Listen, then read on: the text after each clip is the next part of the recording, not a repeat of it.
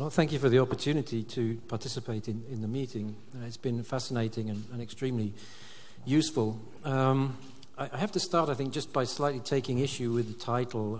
I agree really with what was said previously, that the OSCE certainly can't be taken as the totality of the European security architecture, and it's not a synonym for European order, to the extent that such a thing exists. The European security order has three components. There is the soft power element, which is essentially a political dialogue about what the agreed norms mean at any specific time or in any particular context. There is the enabling power, which is building the capacities to allow states to address their own problems using their own resources. And there is the hard power element, which changes and conditions the thinking of decision makers.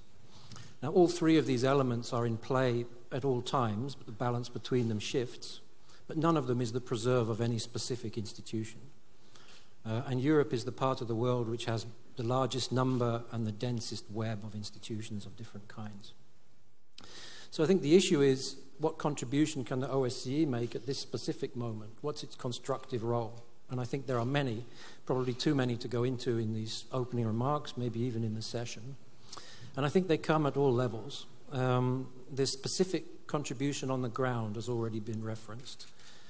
Here, this is something that can be built on and improved and should be.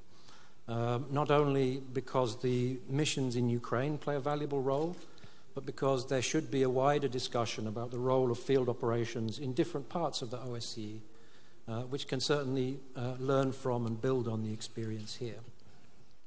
Secondly, it's highlighted the need to strengthen some of the functional capacities of the OSCE, not only related to national minorities or human rights, though those are certainly two important ones, but also issues associated with the role of the media, freedom of the media, and including issues which are fairly new, such as the role of gender in security.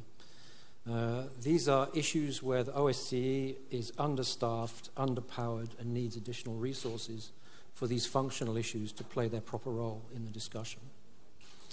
What should be the main focus?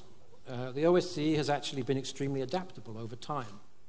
At various times, the emphasis has been on human security issues, politico-military dimensions of security, more recently, transnational, transversal issues, terrorism, trafficking. Right now, the focus clearly should be on conflict issues.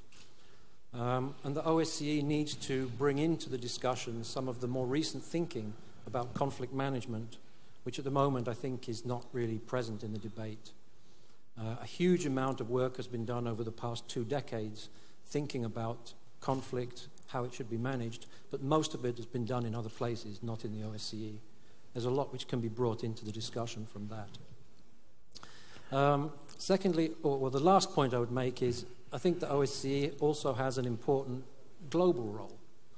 Other people in the world are looking at what's happening in Europe, and they're seeing that in spite of all our conventions, all our institutions, all of our processes, it takes 4 months for a political crisis to descend into a major armed conflict without any of these having traction. What is the lesson that's being drawn in other parts of the world about the relationship between soft power, enabling power, and hard power? The OSCE is a good avenue for opening a dialogue with other parts of the world about key issues. We can enumerate many, but the role of the state as a security provider is certainly one. Extremely relevant not only in Europe, but basically everywhere. How we interpret key concepts, sovereignty, inviolability of borders, processes for peaceful modification of borders. These are not European issues, these are global issues where the OSCE needs to keep an open perspective. And for Ukraine, that's extremely important, because Ukraine's future is as a responsible, successful middle power in a stable, secure international system. So it's in Ukraine's interests to make sure that we don't turn inward, but we continue to have this outward global perspective. Yeah, thank you for that. Just before